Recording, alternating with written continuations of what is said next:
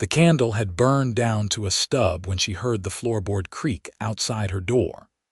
Annalise Lorne froze, needle suspended in midair. The torn hem of her calico dress pooled in her lap like a wound she had been trying to close for the past hour. The sound came again, a slow, deliberate shift of weight against old pine, and her heart slammed itself against her ribs with the force of something desperate trying to escape.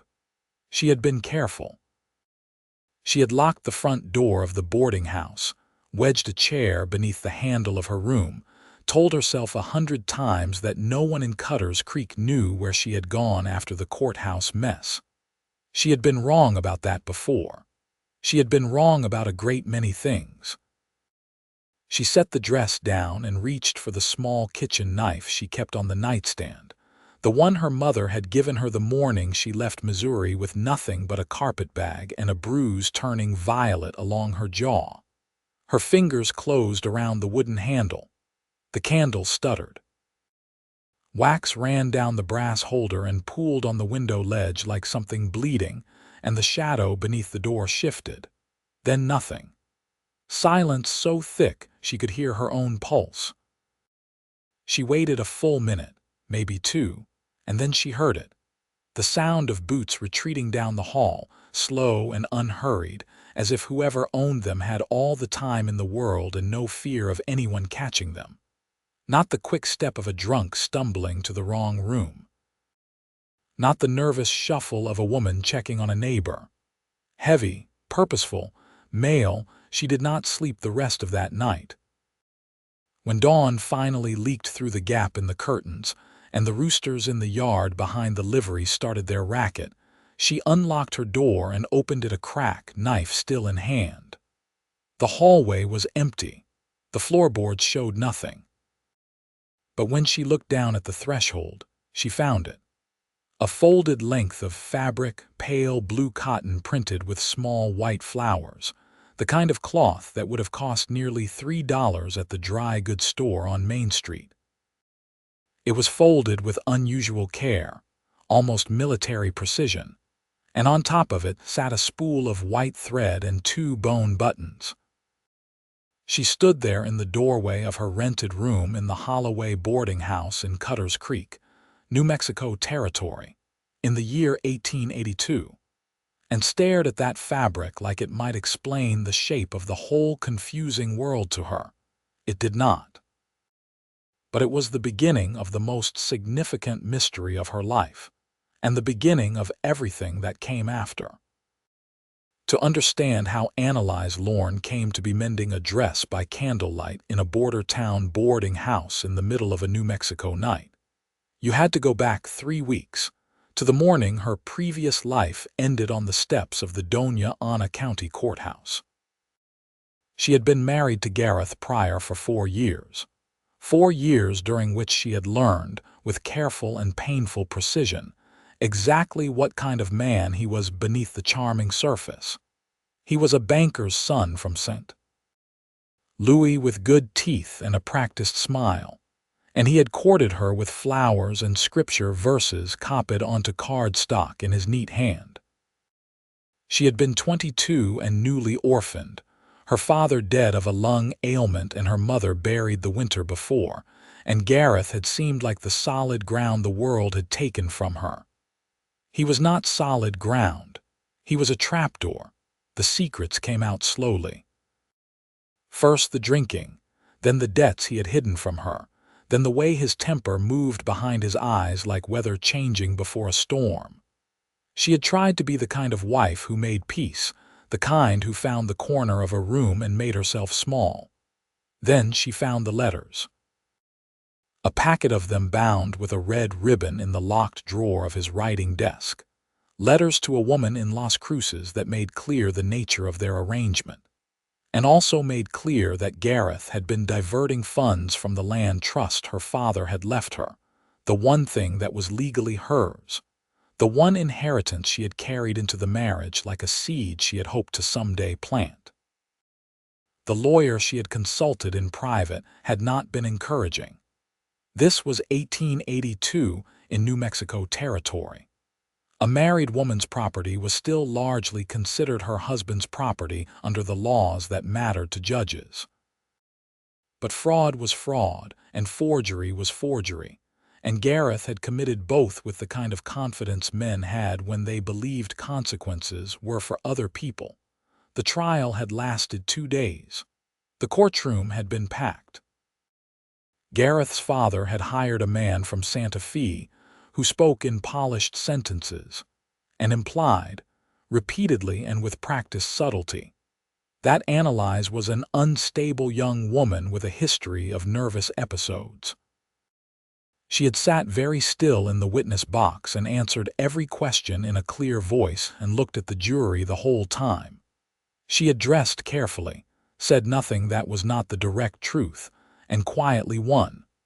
The jury had found in her favor on the fraud charges. Gareth had been taken into custody. The trust funds were frozen pending an accounting. What she had not anticipated was the aftermath. Gareth's father was a proud man and a wealthy one, and he did not accept the verdict with dignity. He stood on the courthouse steps and told his assembled friends and associates, several of whom were reporters, that Annalise was a scheming woman who had manufactured the entire case. His friends believed him, or chose to. The newspaper in town ran a piece that stopped just short of calling her a liar outright, but managed the implication with journalistic efficiency. By the time she gathered her things from the house she had shared with Gareth, the neighbors were already not meeting her eyes. Her friend Clara, who had been her closest companion in the county, did not come to see her off. A man she did not recognize had been standing across the street for 2 days in succession, watching. Gareth's brother Thomas, who had always looked at her with something cold and calculating behind his easy manner, had approached her outside the mercantile and said, in a very quiet voice, that she ought to think carefully about where she intended to go. She had understood that as the threat it was. She had taken the first stage west that was available and not told a single soul in the county where she was headed. She had $60 in her purse, the contents of one carpet bag, her mother's kitchen knife, and a dress with a torn hem she had not had time to repair before she left. Cutter's Creek was not the kind of town a woman chose on purpose. It sat at the foot of a range of low hills that turned copper and violet in the evening light, and it had a main street, a church, a schoolhouse that doubled as a meeting hall, a dry goods store, a saloon, a livery, a sheriff's office, and the Holloway boarding house run by a stout, watchful widow named Dora Holloway. It had about 230 souls, most of whom had come to the territory for reasons they did not advertise, and it had the kind of studied incuriosity about a newcomer's past that came from everyone having one. It was also, as Annalise would learn in her first week there, the known territory of a man named Isaac Quaid. She heard the name before she ever saw the man. She heard it the first evening at supper in Dora Holloway's dining room, when 2 men at the far end of the table were talking in lowered voices about a freight wagon that had been stopped on the road north of town. The driver pistol whipped and the load taken. "Quaid's work," said one of the men, a cattle buyer from Albuquerque named Foss with a red face and wary eyes. "Has to be. That road's his road." "You don't know that for certain," said the other, a quiet man named Hensley who taught at the schoolhouse and always looked slightly pained. "I know what I know," Foss said, and spooned more beans onto his plate and said nothing further. Annalise had filed the name away in the part of her mind she used for information she might someday need and thought no more about it. She had her own problems. She was looking for work, presenting herself as a widow, which was close enough to the truth that it did not feel like a lie, and trying to determine whether Cutter's Creek was safe enough to stay in for any length of time, or whether she needed to keep moving. She could sew, had always been a fine seamstress, and there was no dressmaker in town, which she identified within her first 2 days as a possible opportunity. She spent those first days learning the town's geography with the careful attention of a woman who had learned that knowing your exits mattered. The boarding house was on the eastern end of Main Street. The livery was 2 blocks north and kept horses she could potentially hire if she needed to leave quickly. The stage ran on Tuesdays and Fridays. The sheriff was a heavy-set man named Aldous Branch, who seemed decent enough and had kind eyes, though something about his manner suggested he was careful about which battles he chose to fight. On her 5th day in Cutter's Creek, she saw Isaac Quaid for the first time, and she understood immediately why people lowered their voices when they said his name. He came into the dry goods store while she was negotiating with the owner, a pinched man named Cartwell, over the price of thread and a small quantity of muslin. She heard the door open behind her and felt the quality of the room change before she turned around. It was the kind of change a room made when something large and unpredictable entered it. He was tall, perhaps 6 feet 2, with the kind of build that came from hard use rather than deliberate cultivation. Dark hair worn slightly too long, curling against the back of his collar. A face that had been weathered by years of outdoor living into something that was neither exactly handsome nor exactly not. All strong bones and a jaw that looked like it had been set against some persistent difficulty for a very long time. Dark eyes, very direct, and a mouth that gave away nothing. He wore a canvas duster coat over dark clothing, and she noticed he moved with the contained wariness of someone accustomed to tracking and being tracked. He walked to the counter without glancing at her, set down a list written on a torn piece of paper, and stood waiting while Cartwell scrambled to attend to him with an eagerness that had not been present when dealing with Annalise. She noticed the way Cartwell's hands moved faster, the way he did not question the order or the credit, the way he said, "Of course, Mr. Quaid, be right with you," in a voice that carried the particular frequency of a man who wished to give no offense. She also noticed, because she was watching carefully, that Isaac Quaid was aware of her watching him. He did not look at her directly for a long moment, and then he did, a single swift, assessing glance that took in her face, her carpetbag sitting on the floor beside her, the tension in her posture, and whatever else he read in the moment, before looking away again with no apparent interest.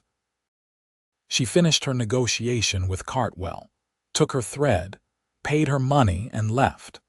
She felt the weight of that assessing glance between her shoulder blades all the way down the street, which irritated her considerably. She did not see him again for several days, and when she did, the circumstances were ones she had not arranged and would not have chosen. She had been walking back from the schoolhouse, where she had spoken with Hensley about the possibility of some after-school sewing lessons for the older girls as a way to earn a supplemental income, when she took the shortcut through the alley behind the saloon and found herself walking into the tail end of an argument. 3 men were pressed against the wall of the saloon's back structure, and 2 others stood facing them.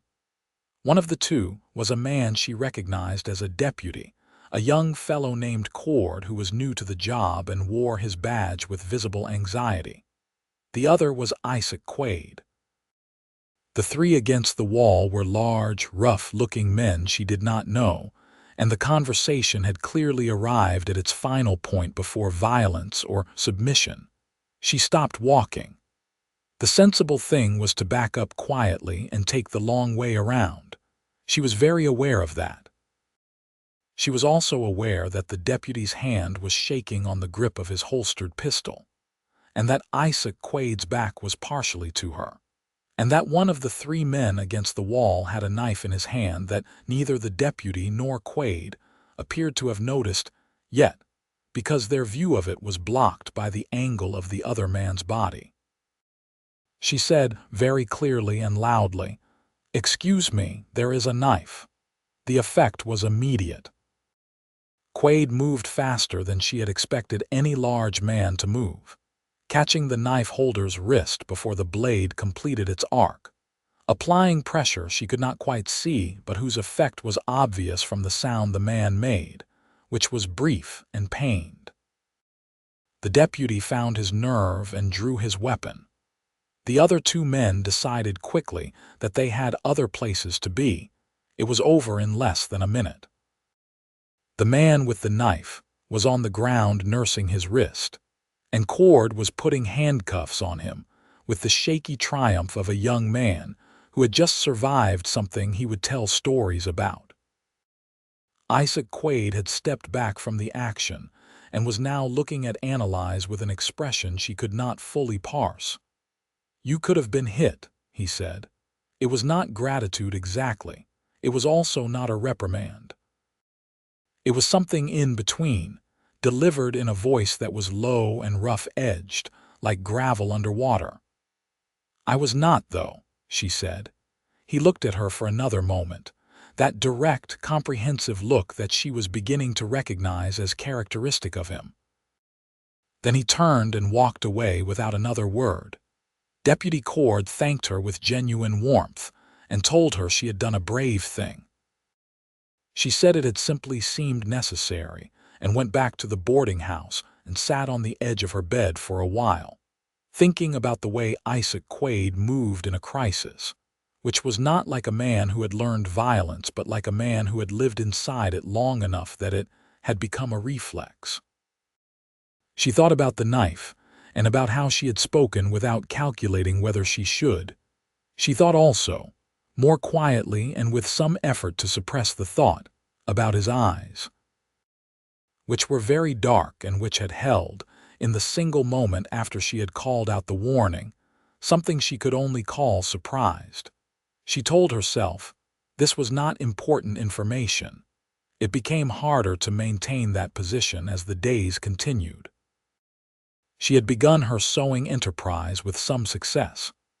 2 ranching wives commissioned her to make dresses from fabric they already owned, and she took in the work gladly and did it well. Dora Holloway gave her use of the small sitting room off the dining room in the evenings for her work, and she sat up there with her candle and her needles and her thimble, and spent the long desert evenings in the particular piece of skilled handiwork. She was also, slowly and carefully, constructing a life. This was something she had learned was necessary when the previous life collapsed. You had to build the new one deliberately, like laying a foundation stone by stone, or the emptiness of what was gone would swallow you. She walked the town every morning, spoke to everyone with equal courtesy, helped Dora with the heavy laundry on Saturdays, read the books in the small lending library Hensley maintained at the schoolhouse, and watched. She watched Cutters Creek the way she had watched the courtroom, trying to understand its patterns and its people, which of its elements were trustworthy and which were performance. She noticed that Sheriff Aldous Branch looked the other way at certain arrangements that would not have survived a strict accounting. She noticed that the saloon owner, a man named Pell, had more influence than his nominal position suggested. She noticed that several of the townspeople mentioned Isaac Quaid in the same breath as trouble, but also, occasionally and more quietly, in the same breath as a protection that had appeared when needed. She did not want to be interested in Isaac Quaid. He was, by every reasonable account, an outlaw. He had been accused of robbery, of violence, of moving goods across the territory through channels that avoided the attention of legal authorities. The respectable people of Cutters Creek dealt with him with the kind of careful diplomacy reserved for forces of nature that could not be controlled and could not be ignored.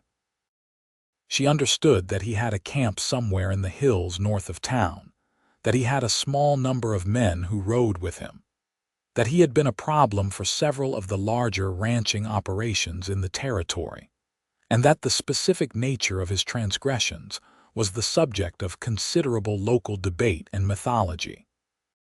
He appeared in town intermittently, always alone, never in a pattern she could predict, and they saw each other twice more in her second week there, both times briefly and in passing. He nodded to her the first time, which she returned with equal economy. The second time he came into the dry goods store again while she was there, and this time he said, quite without preamble, "Cartwell is cheating you on that muslin. He adds 2 cents to the yard for women who don't know the market price." She stared at him. He looked back with perfect equanimity. "How much should it be?" she asked. 12 cents a yard. He's charging you 14. She turned back to Cartwell, who had gone a dark red. 12 cents a yard, she said pleasantly, and Cartwell caught muttered agreement. She paid and left, and once again she felt the awareness of him at her back, and once again she had the sensation of something she could not name, something warm and faintly alarming, like the first sign of weather changing. She was 12 days into her residence in Cutter's Creek when word arrived that disturbed the careful equilibrium she had been constructing. Dora Holloway knocked on her door in the early afternoon with the expression of a woman who had bad news and was not certain how to deliver it. She said that a man had come into town on the morning stage, asking around for a woman matching Annalise's description. She said the man had given his name as Doyle and claimed to be a cousin looking for a missing relation, but that there was something about him Dora didn't care for, a watchfulness she described as predatory, and she had not told him anything. Annalise sat very still while Dora spoke and felt the familiar fear settle over her like a cold hand. Thomas Pryor had found out where she was, or found out enough to send someone looking. She spent the afternoon thinking through her options with the methodical calm she had learned to deploy in situations where panic was a luxury she could not afford. She could leave on Friday's stage. She could move to a different boarding house or take a room at the hotel. She could approach Sheriff Branch. She could do nothing and see what happened next. None of these options felt satisfactory. Leaving meant starting over again with less money and less time. Moving within the town bought her little if Doyle was still in it. Sheriff Branch was a known unknown. And doing nothing went against every instinct she possessed. She did not sleep well that night, and the night after was worse, because she heard the footstep in the hallway. She had been mending her calico dress, the torn hem that she had never gotten to in the chaos of leaving Las Cruces. It was a good dress, pale blue cotton, the last thing her mother had helped her make, and the hem had caught on a nail in a doorway 2 weeks earlier and torn a good 8 inches. She had been meaning to fix it since arriving and had not found the peace of mind to sit with it until that evening. So she was sitting cross-legged on her bed with the candle on the nightstand and the dress in her lap and the needle moving in careful, even stitches when she heard the floorboard creak. She froze. The rest of it she already knew, because that was where the story of that night began. What she did not know until much later was what had been happening in the hallway outside her door. Isaac Quaid had been sitting in the alley across from the Holloway boarding house for 4 hours. He had seen Doyle arrive on the stage. He had recognized the type immediately. The kind of man who moved through towns looking for something specific and would not care what got damaged in the finding. He had made inquiries of his own, using the informal channels he maintained throughout the territory, and had by evening acquired enough information to understand the general shape of the situation. A woman who had escaped a difficult circumstance was being tracked by men connected to a family with money and no grace in losing. He told himself it was not his concern. He was a man with enough complications to last several lifetimes, and acquiring additional ones had never recommended itself to his nature.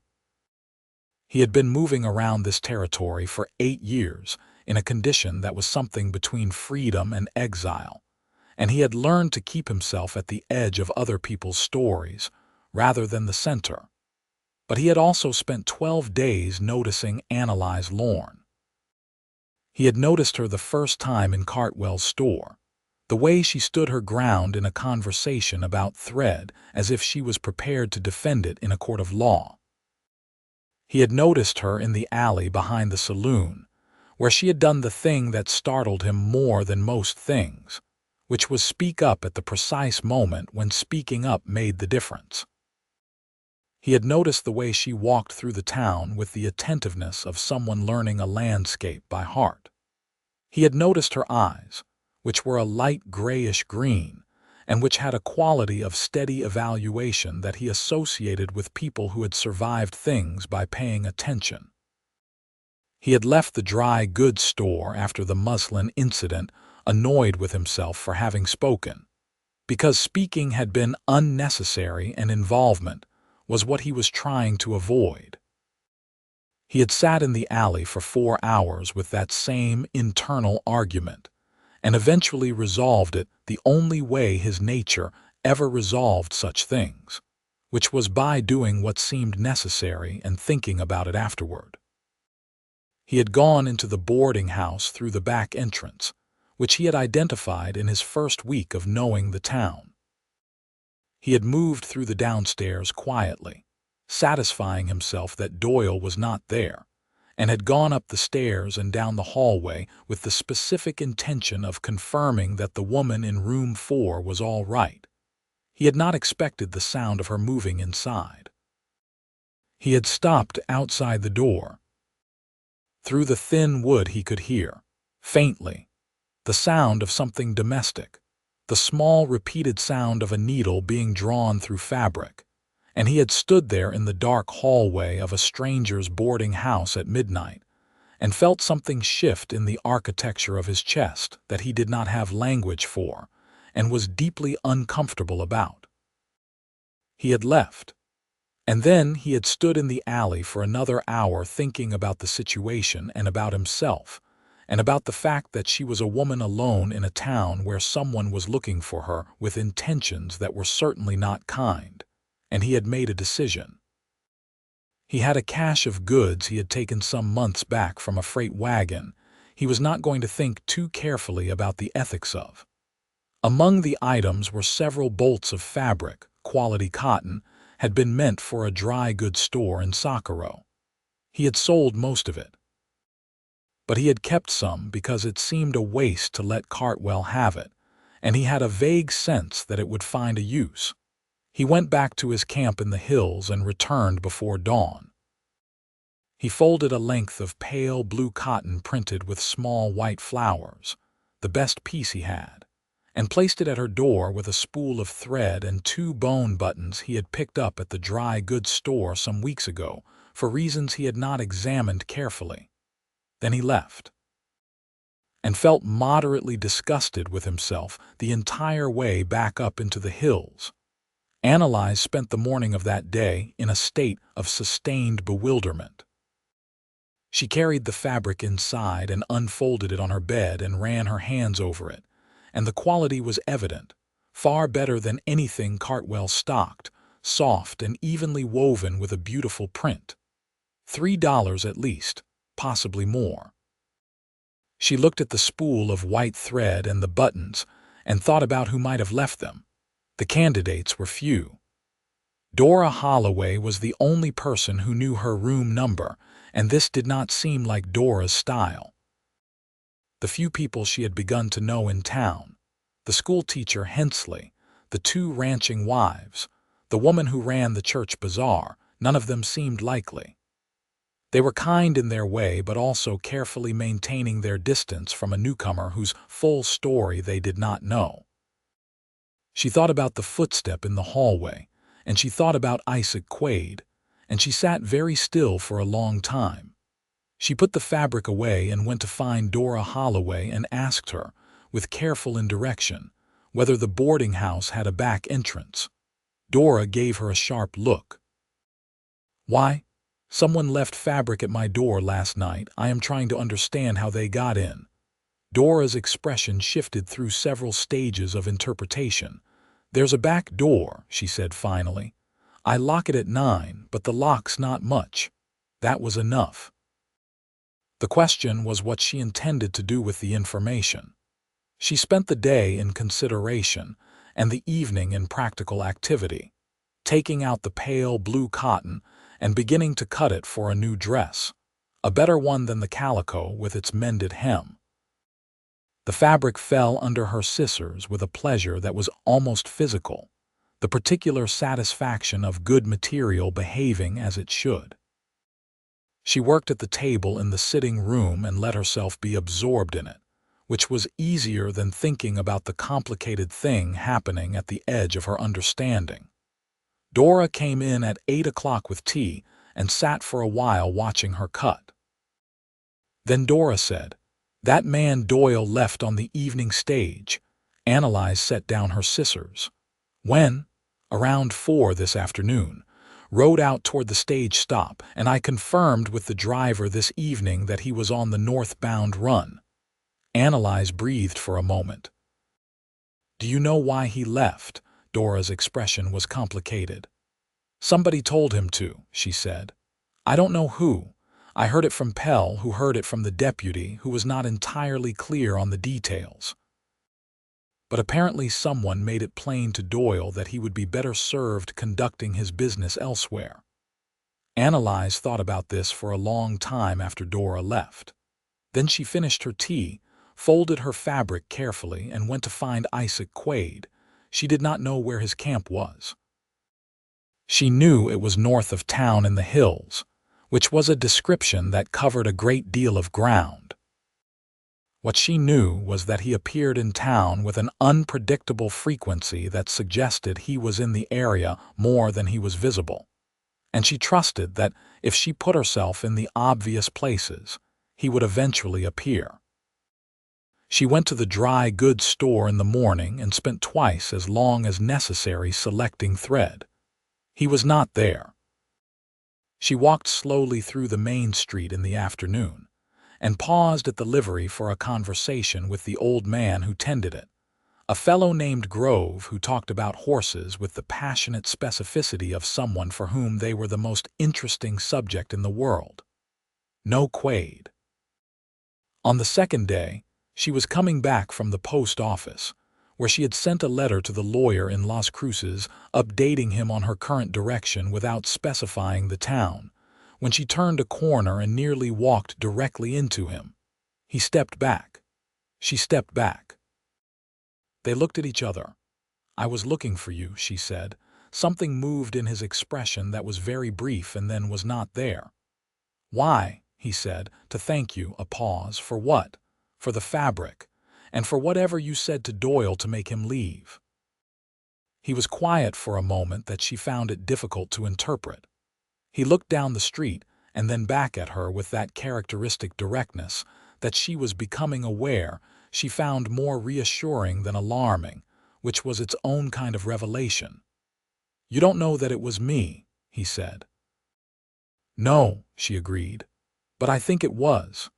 He looked at her again, and there was something in his eyes that was cautious and also, she thought, interested in a way he was trying to manage. "You're welcome," he said finally, in a voice that made the two words sound effortful, as if they had been pried out of a reluctant place. "The fabric was beautiful," she said, because she wanted him to know she had noticed. "I am making a dress from it." Something happened to the line of his mouth that was not quite a smile but was in that direction. "Cartwell doesn't stock anything that good," he said. "No," she said. "He does not." There was a silence between them that was, she thought, longer than strictly social convention required, but not uncomfortable. He was looking at her with a quality of attention that she recognized because it was similar to her own, a careful and genuine interest that was trying not to look like what it was.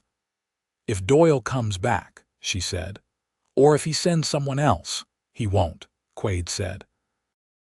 She believed him without fully understanding why, and the belief was not uncomfortable. She nodded. He nodded. She walked back toward the boarding house and resisted the urge to look back, which was an act of will that cost her more than she expected. He watched her walk away and stood in the street for a while in the position of a man whose careful arrangements were beginning to complicate themselves in ways he had not accounted for. The weeks that followed were characterized by a slow and reluctant approach, the kind that happens when two people who have good reasons to maintain their distance keep finding themselves reducing it anyway. It was not a courtship in any formal sense. He did not call on her or send flowers. She did not arrange accidental meetings. But they were both present in a small town, and both were people who noticed things, and gradually, inevitably, the things they noticed began to include each other with increasing frequency and detail. He began stopping by the sitting room of the boarding house on evenings when she was sewing. He never announced this or explained it. He simply appeared in the doorway at irregular intervals, and Dora Holloway, who was a woman of formidable perception, said nothing and found reasons to be elsewhere. He would stand or sit, occasionally with a cup of Dora's strong coffee, and they would talk, or sit in the kind of silence that becomes possible between people when they have found that the other one can be trusted with it. She learned his history in pieces, the way you learn the shape of a landscape from a distance, a feature at a time. He was 31.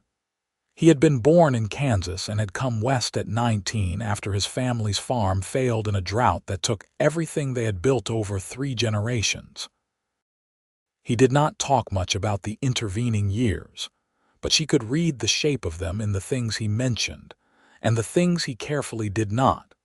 The vocabulary of a man who had spent time in circumstances that were not gentle, the specific kind of self-sufficiency that was the product of having had no one to rely on. "You had no choice," she said one evening, testing a theory, "about some of the things you've done." He looked at her across the small room. Outside the windows, Cutter's Creek was settling into its night sounds, the distant voice of someone in the saloon, a dog barking twice and stopping. "That's a generous rating," he said.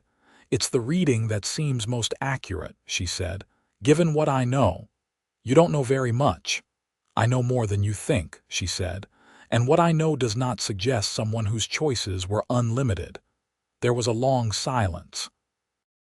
He turned his coffee cup in his hands with the small, deliberate movement of a man managing a complicated internal situation.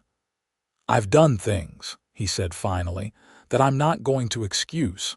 I'm not asking you to." "Then what are you asking?" She looked at him steadily. "I'm not asking anything," she said. "I'm just telling you what I see." He was quiet for a moment that stretched in a direction that felt like something being decided. "What do you see?" he asked, and it was the most unguarded thing she had heard him say. The question of a man who had not, perhaps, been seen in a long time in any way that was accurate or kind. "Someone who has been living at the edge of everything," she said carefully, "because being in the middle of it keeps costing things you can't afford to lose." He put the coffee cup down and looked at the floor. She went back to her sewing, giving him the space to sit with that, and after a while he said, "You were a lawyer's case." She glanced up. "The courthouse business in Las Cruces," he said. "I heard about it." She had expected this. She had wondered when it would come. "Yes," she said, "you won." "The jury agreed with the truth," she said. "That is not the same thing as winning necessarily," he nodded slowly. "And now you're here."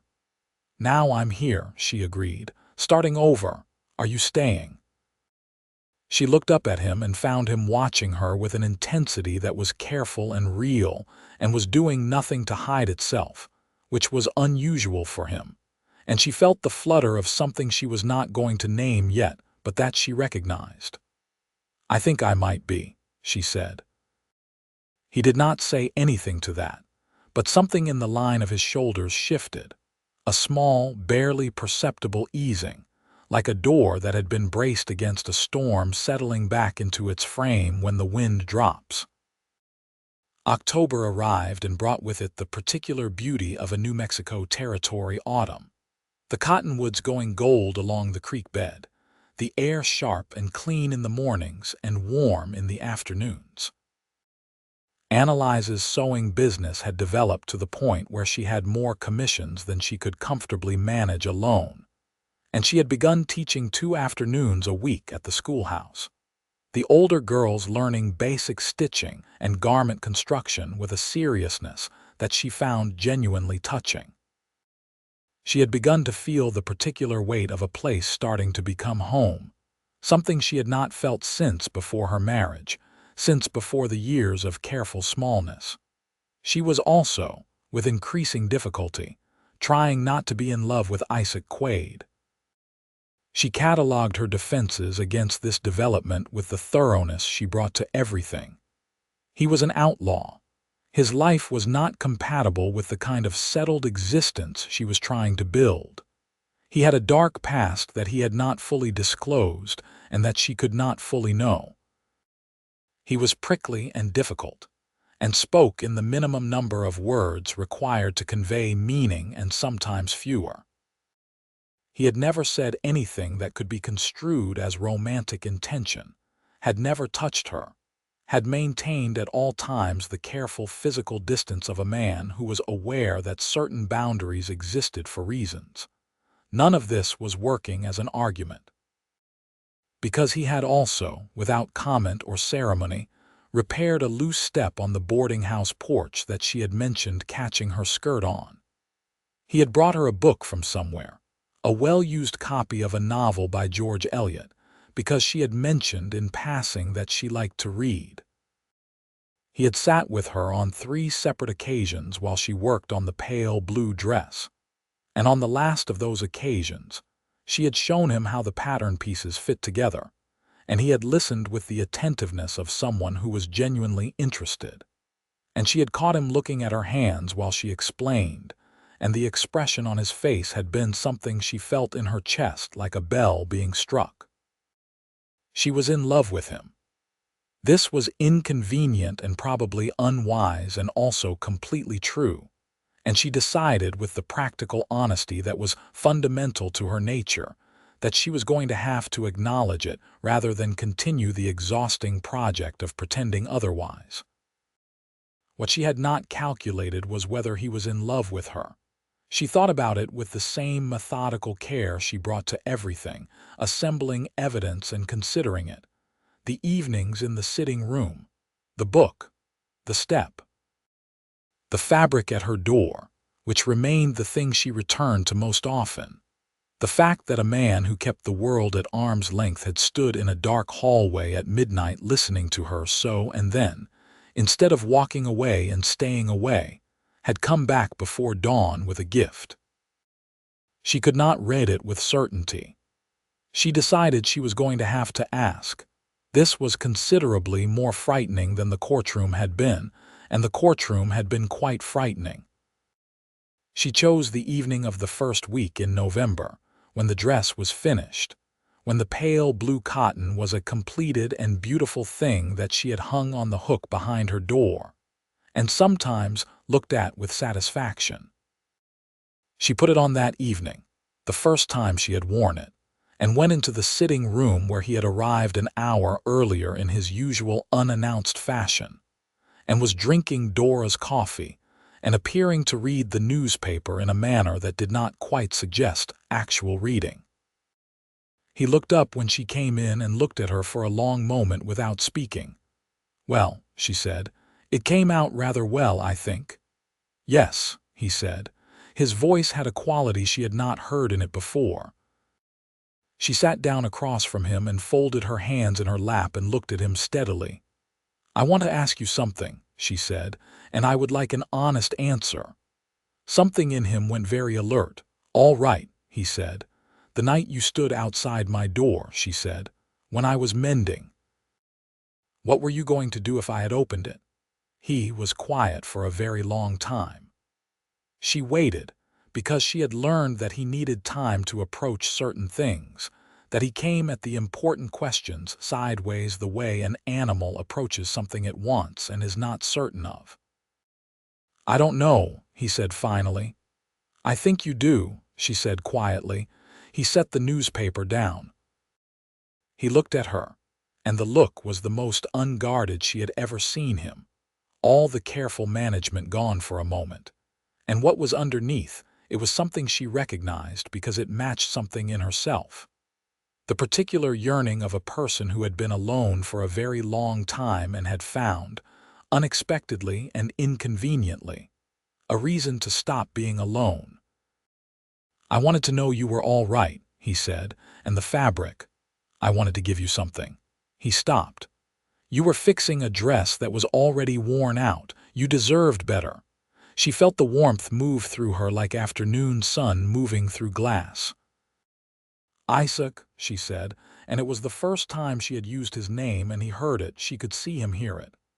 "Anna," he said and stopped himself. "You can call me that," she said, and her voice was not quite steady. "I would like it if you did." He looked at her across the small room with the candle burning between them and the November wind moving against the windows and said, in the rough, careful voice of a man speaking his most true thing, "I don't know how to do this." "Do what?" she asked, though she knew. "This," he said, gesturing slightly at the space between them. "Whatever this is." "Neither do I," she said honestly. "Not well, anyway. My previous attempt was not encouraging." Something moved across his face that was not humor exactly but was adjacent to it, a softening that changed him. "Mine either," he said. "Then we are both inexperienced in the thing we are apparently doing," she said, "which seems like an honest starting place." He got up from his chair. He crossed the room, which was not large, and stood in front of her. And she stood up because sitting when he was standing made the height differential too pronounced for what felt like an important moment. He was close enough that she could see the dark of his eyes very clearly, and she could feel the warmth of him.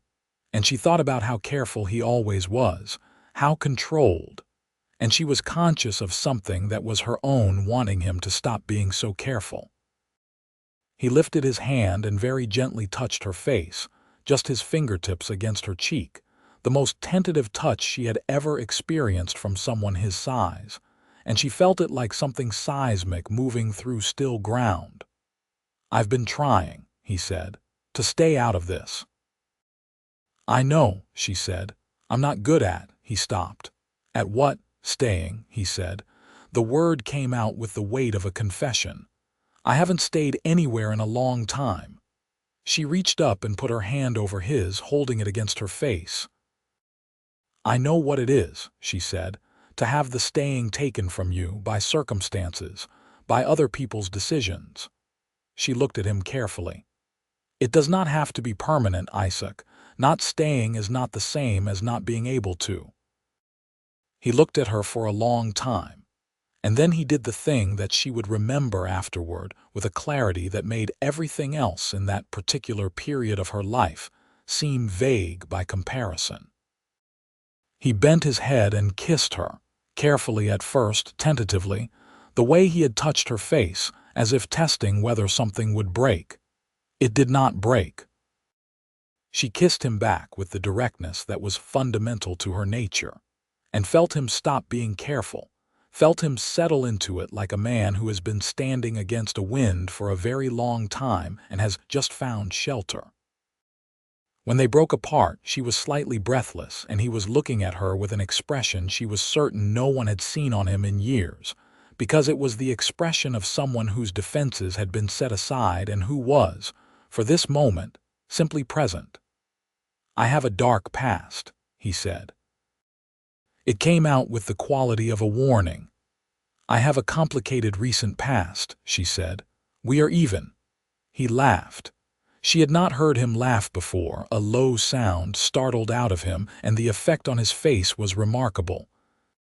She thought she could spend a very great deal of time pursuing that laugh. "Anna," he said again, seeming to test the weight of the name. Yes, she said.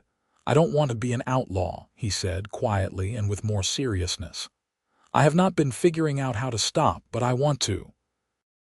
She looked at him carefully. Is that something you are saying for my benefit or something you actually want? Both, he said. She nodded. Then that is worth something, she said. The weeks that followed were a kind of renovation, the careful work of dismantling something that had been built in the wrong direction and beginning to construct something better in its place. This applied to both of them, though the specific materials were different. For Isaac, the work was practical as well as internal. He began, quietly and with the particular competence of someone who had spent years navigating complicated territory, the process of extracting himself from the activities that had kept him on the wrong side of the law. He had 2 men who rode with him, a taciturn Texan named Rafe, and a younger man named Denny who had come to the life the same way Isaac had, through a series of limited choices in desperate circumstances. He spoke to them directly about his intentions, and Rafe, after a long silence, said he had been thinking along similar lines. And Denny, who was 23 and had not yet calcified into his circumstances, said he wanted out too and had not known how to say so. Isaac approached Sheriff Aldous Branch with a private conversation that lasted 2 hours and involved a degree of honesty that Branch clearly had not expected and clearly respected. The specifics of what was said between them remained between them, but the outcome was an arrangement that involved certain past activities being acknowledged in exchange for a clean slate going forward, facilitated by Isaac's cooperation on the matter of several outstanding warrants connected to men who were significantly worse than himself. This was not justice, exactly. It was the territory's particular version of pragmatic negotiation, the kind of compromise that the law of 1882 New Mexico made in the interest of a stability that was still being built. Annalise, who had been through a courtroom and knew the texture of legal processes, understood this and did not pretend otherwise. She did not think the world was perfectly just. She thought it could be made more just, incrementally and with effort, and she thought that people could change direction if the conditions were right. She told him this one evening in December, with snow on the hills and the wood stove burning and the blue dress on its hook, and he listened to her the way he always listened, with his full attention, the way he listened when she talked about her mother or about the years before Gareth, or about the things she hoped for. You could open a practice, she said, properly, as a tracker or a guide. You know this territory better than anyone. He looked at her sideways. A legitimate business. Is that a strange idea? Coming from the man who has spent 8 years avoiding that particular description, yes, he said. But not a bad one. Branch would support it, she said.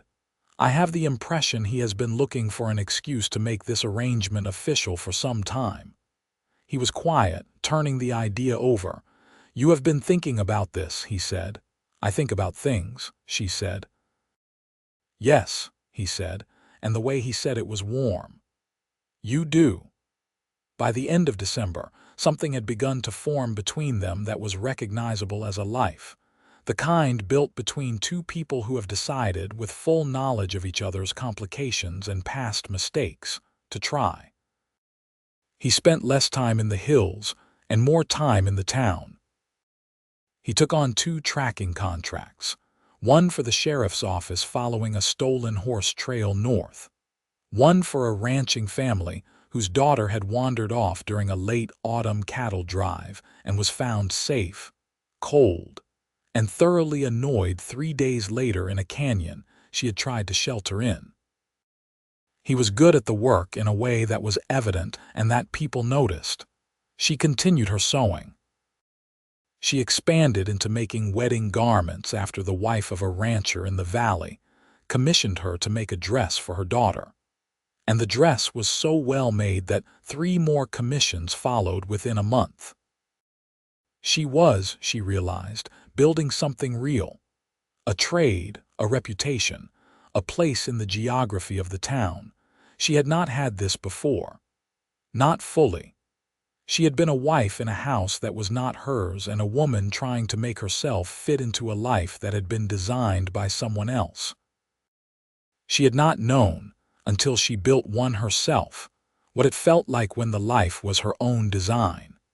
January brought cold and wind and the particular intimacy of a small town in winter, everyone thrown together by weather and necessity. Isaac had taken a room at the Holloway boarding house by then, though this was a practical arrangement rather than a declaration of anything, and Dora received the development with the expression of a woman who has been waiting for the obvious to become official. He ate dinner at the communal table and helped Dora with the woodpile on the weekends, and in the evenings sat with Annalise in the sitting room or the small parlor, talking or reading or sometimes just being in the same space in the manner of two people who have discovered that sharing silence with someone is a significant pleasure. He told her more, gradually. About Kansas. About his father, a quiet, hard-working man who had broken himself against the land and the weather and the unfair economics of a farming life, and had died when Isaac was 23, 2 years after the farm was lost. About the first years west, which he described with a flatness that told her they had been very hard. About the specific incident that had tipped him from the borderline into the outlaw territory, which involved a man who had cheated his father's estate of the last property it owned, and whom Isaac had confronted with more force than the law permitted. He deserved more than he got, Isaac said. Yes, she said, because she had heard enough to believe that, and you deserved better circumstances than the ones you had. Most people deserve better than what they get, he said. That's true, she said, but knowing it doesn't always help with the specific experience. He looked at her. No, he said, it does not.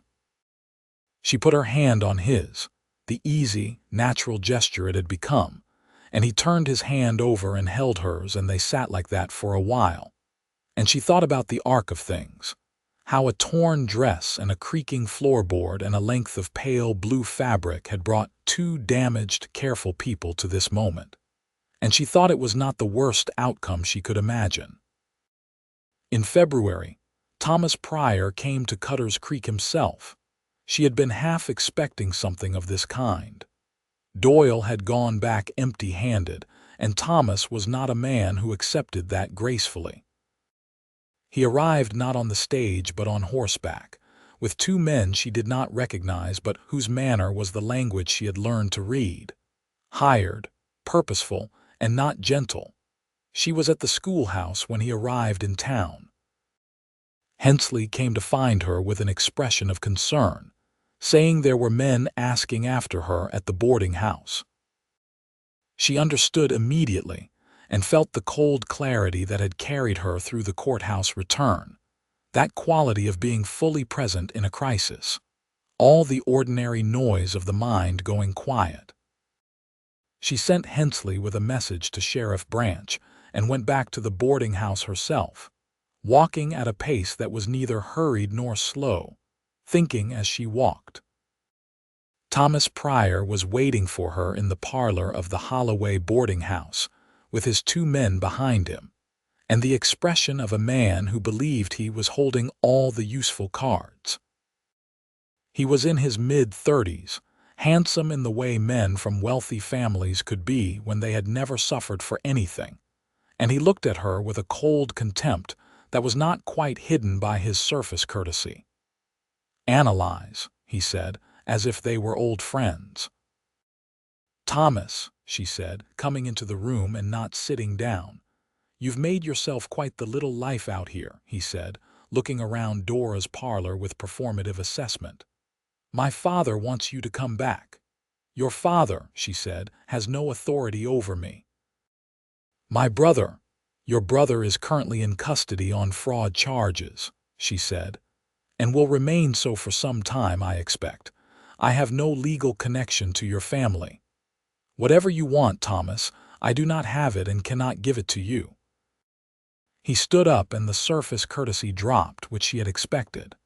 "The land trust," he said. "My father's lawyers believe there is a case for. Your father's lawyers are welcome to make that case to the court that already adjudicated it," she said. She was very calm. She had thought this through many times over many months, and she knew where she stood legally. "There is nothing here for you to take." He stepped toward her and said, quietly and with the specific menace of a man who was accustomed to his threats working, "I'm not talking about legal processes." "No," said Isaac Quaid from the doorway. "You're not." She had not seen him come in. She was intensely grateful that he had, though she was also aware that she would deal with this herself if she had to, and that knowledge was its own form of strength. Thomas looked at Isaac with the assessing look of someone trying to read a threat, and finding it larger than expected. Isaac was standing in the doorway in a manner that managed to fill it, not aggressive exactly, but entirely unmoving, and his expression was the one she had seen him wear in the alley behind the saloon, absolutely settled. "This is a private matter," Thomas said. "You're in a private home," Isaac said. "Talking to a woman in a way that I don't care for. That makes it less private than you'd like." "And who are you?" Thomas said, with the contempt of a man who had money and believed that was a sufficient advantage. "Someone who is going to suggest," Isaac said, very quietly, "that you go back the way you came."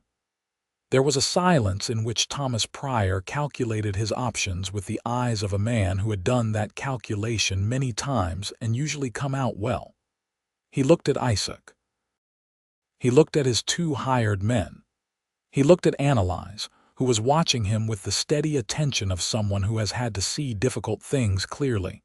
Sheriff Branch arrived at that point with Deputy Cord, which shifted the calculation further. Thomas Pryor left Cutter's Creek that afternoon.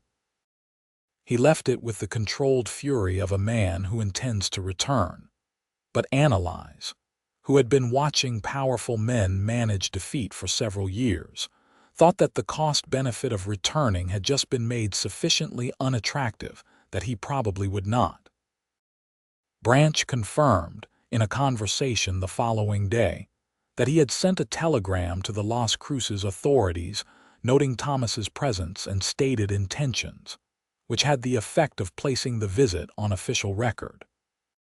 It was a small thing but a real one, the kind of protective paper trail that made subsequent difficulties harder to pursue quietly. She thanked Isaac that evening, and he said she had not needed him, which was partially true, and she said she had been glad of him, which was entirely true, and he looked at her with the expression she had learned was his version of being moved. "Thomas Pryor does not understand," she said, "that I am not the person I was when I left Las Cruces." "No," Isaac said. "He does not, are you?" she asked. "The same person you were," he thought about it with the seriousness he brought to genuine questions. "No," he said, "I think I'm not." "Good," she said. In March, Isaac made the arrangement with Sheriff Branch official. He was contracted as a territorial tracker and guide on a retainer basis, which gave him a legitimate income and a standing in the community that was not official exactly but was real.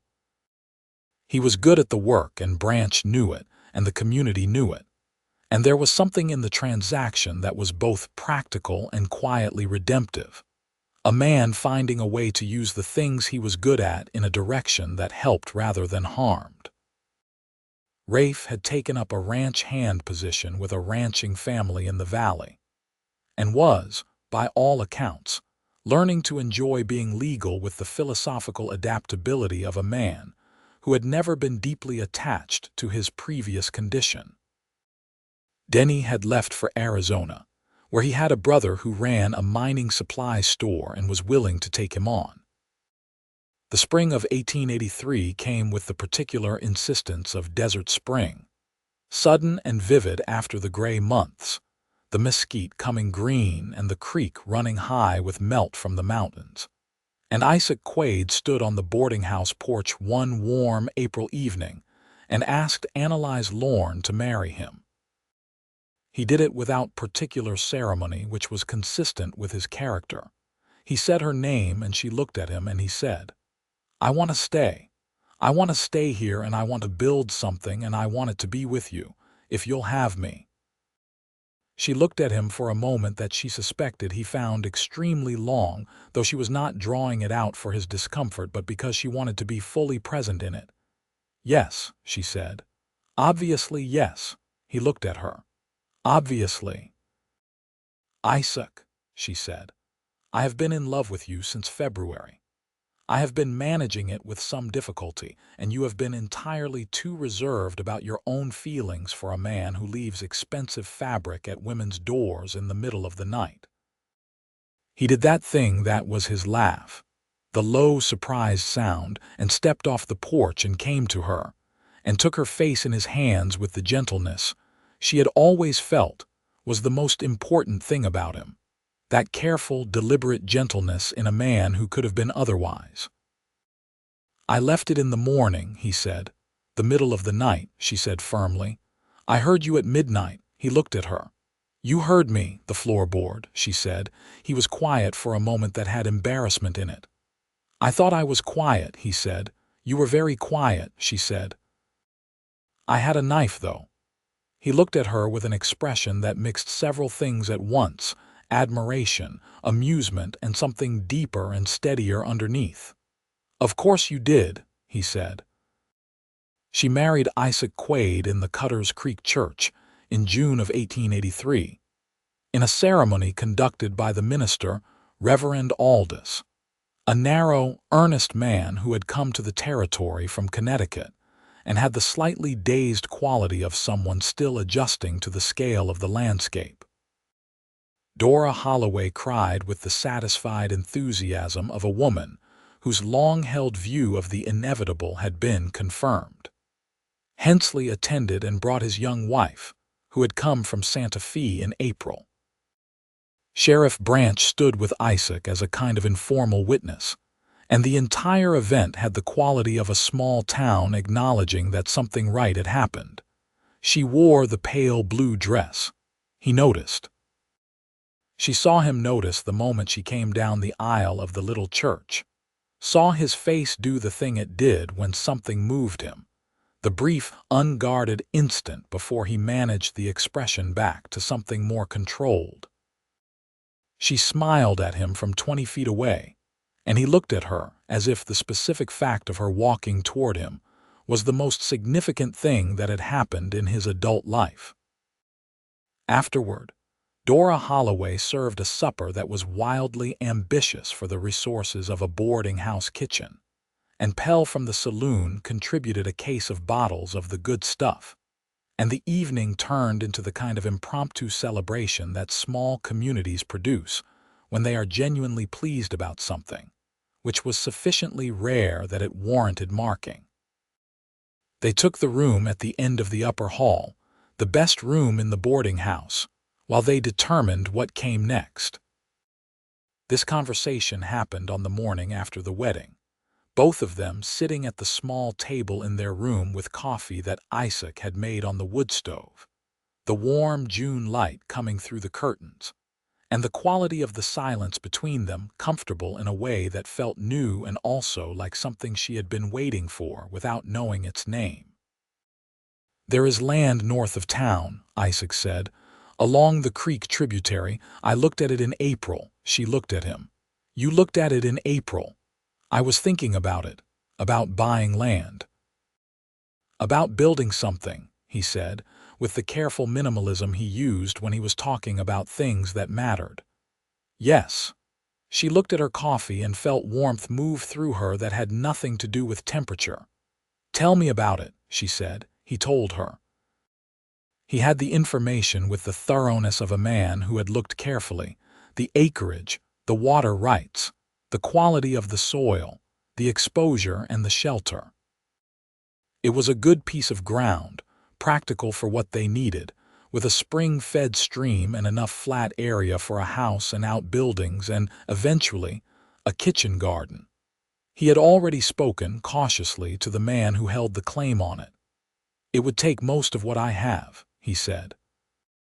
"And your savings?" She said. He looked at her. "It would take most of what we have," she said. "That is the correct way to say it." He looked at her for a moment, and something in his expression shifted in a way she recognized as him accepting something he had not fully believed was available. "Yes," he said, "most of what we have." They bought the land in July and spent the rest of the summer and the fall building on it, which was an enterprise that involved Isaac's practical knowledge, her organizational mind, the labor of 3 men from town, including Rafe, who came back from the valley for the purpose, and a great deal of effort that left them both tired in the evenings in a way that was entirely satisfying. The house that went up was not large, but it was well made, solid against the winters and the wind, with a wide porch facing east to catch the morning light, and a kitchen that Annalise designed with the attention of someone who intended to spend significant time in it. She set up her sewing business in what would eventually be a proper workroom, the first space she had ever had that was entirely dedicated to the craft, with real shelves and good natural light from north-facing windows. The move into their own house felt, she thought, like the final and most complete form of the new life she had been trying to build since leaving Las Cruces. Not a rented room, not a borrowed space, something that was genuinely hers, theirs, built out of their own combined effort. They were happy. She thought about this sometimes with the mild astonishment of someone who had not expected to be, who had spent too many years in circumstances where happiness was either absent or a performance. The happiness was not the theatrical, effortless kind of her girlhood imagination. It was the real kind, which had work and difficulty and occasional days when they irritated each other and had to negotiate their way back to equilibrium. It had the weight and texture of something that was earned rather than given. Isaac was a man who showed his love primarily in doing rather than saying, and she learned to read this fluently. The wood he brought in before she had to ask, the way he listened when she talked about her work or her worries, the specific quality of attention he gave her that was the most consistent thing she had ever received from another person. She loved him for this, and for his laugh, and for the way he was with the land, understanding it with a comprehension that was almost tactile. She loved him for the way he was becoming a man that the community trusted, gradually and without fanfare, the way real things develop. She told him this one evening in November, a year after they had moved into the house, sitting on the east-facing porch with the remnants of sunset turning the hills bronze, and he was quiet for a moment in the way he was quiet, when he was taking something fully in. "I don't deserve it," he said, which was something he still said occasionally, the residue of years of a different self-perception. "You're working toward it," she said, which was always her answer. "That is the only mechanism that actually produces deserving." He looked at her with the expression that was still, a year and more into the life they had made, occasionally capable of catching her off guard with its directness and its depth. "You are," he said, "the most practical person I have ever met. Is that a compliment?" "Entirely," he said, and reached for her hand in the gathering dark.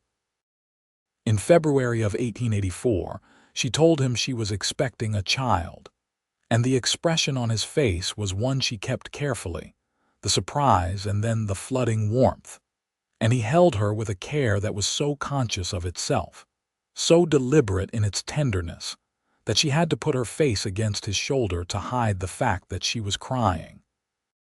"Are you all right?" he asked, pulling back to look at her. "I'm perfectly well," she said. "I'm just happy, which I'm still getting used to." He looked at her for a moment and then he put his forehead against hers and said nothing, which was sometimes how he said the most important things. The pregnancy moved through spring and into summer, and she continued her sewing work through most of it with the efficiency of a woman who found activity more comfortable than rest. And Isaac tracked and guided with the contained excellence that had become his reputation in the territory. And their life together had the satisfying density of two people building something real and knowing it.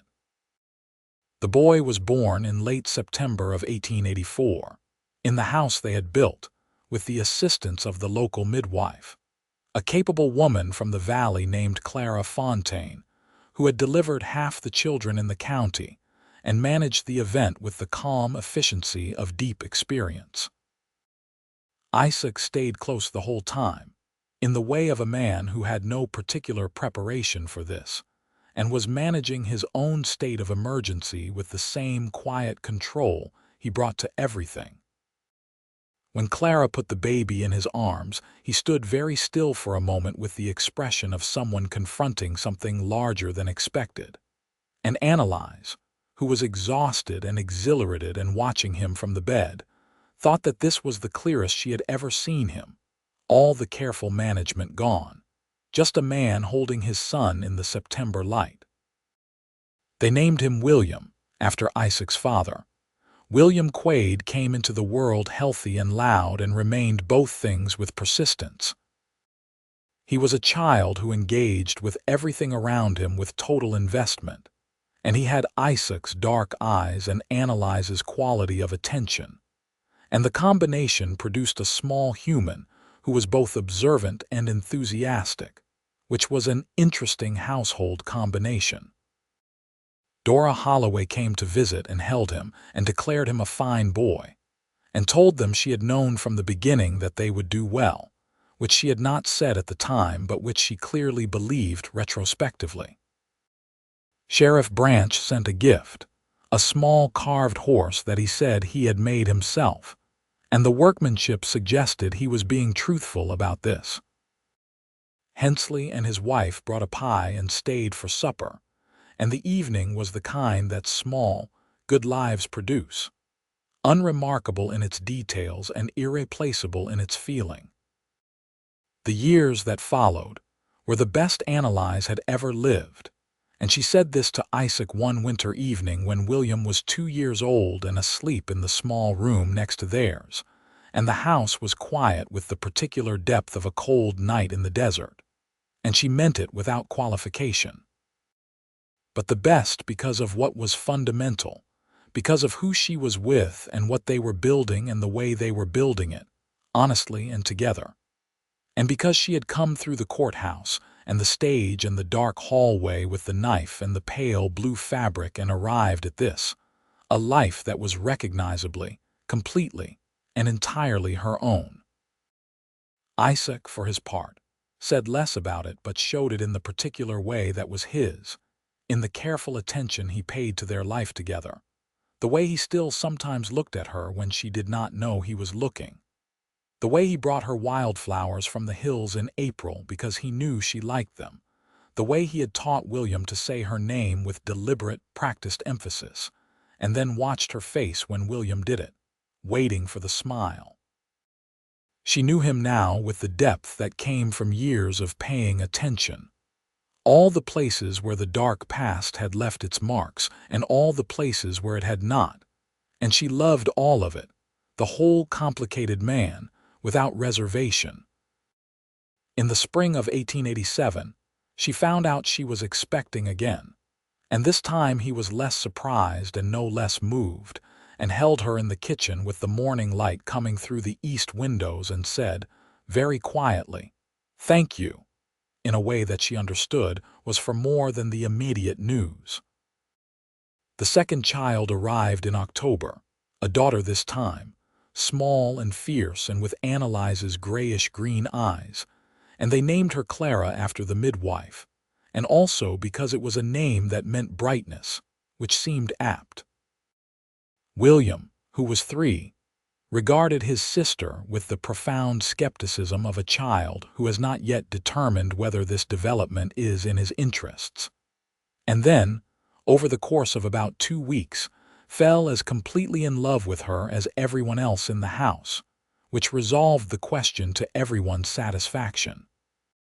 Sheriff Branch had retired by then, and the new sheriff was a younger man who had been a deputy in Silver City and had a reputation for fairness.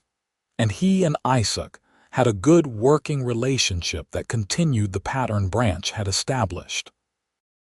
The territory was changing, becoming less wild in the literal sense, more settled, more structured. Isaac noticed this with the observation of someone who had lived through its wilder iterations and found himself, to his own occasional surprise, preferring the settled version. He was a man who had spent years moving, and had discovered that staying was the harder and more interesting condition. Annalise's sewing business had expanded into a genuine enterprise by this point, with 2 younger women learning the trade from her, and she had begun, quietly and with characteristic thoroughness, to advocate for certain things in the community. A better school for the children with a full-time teacher, a proper lending library, a circuit court arrangement that would make legal proceedings less dependent on wealth and access. She worked at this the same way she worked at everything, steadily and without being discouraged by the pace of change, because she had come to understand that the pace of change in matters of justice was always slower than the need for it, and the only response to that was to keep working. Isaac watched her do this with the admiring regard of a man who had found, in the person he shared his life with, something he had not known to look for, someone who made him think the world was worth the effort of improving. He said this to her once, in one of the conversations they had on the east-facing porch in the evenings when the children were asleep, and the desert was showing them its night colors, and she looked at him with the expression he had come to love most, the one that was completely unguarded and completely her. "You've always known that," she said. "I've known it since you shouted about the knife," he said. She laughed, which was the sound he thought he could listen to for the rest of his life and find it sufficient. On a morning in the autumn of 1888, Annalise Quaid, as she was by then and had been for 5 years, stood in the workroom of her house while the early light came through the north windows and fell across a bolt of pale blue cotton she had bought in Albuquerque on a trip the previous month. She was cutting fabric for a new commission, a young woman from one of the valley ranches who was getting married in December, and the work had the pleasure it always had, the combination of skill and material and intention producing something that would last. She heard the door and Isaac's step in the hallway, and then he was in the doorway of the workroom with William on his shoulders and Clara on his hip, which was the state of affairs most mornings and which never stopped being a sight she was glad to see. "Breakfast," he said. "In a moment," she said. "You've been saying that for half an hour."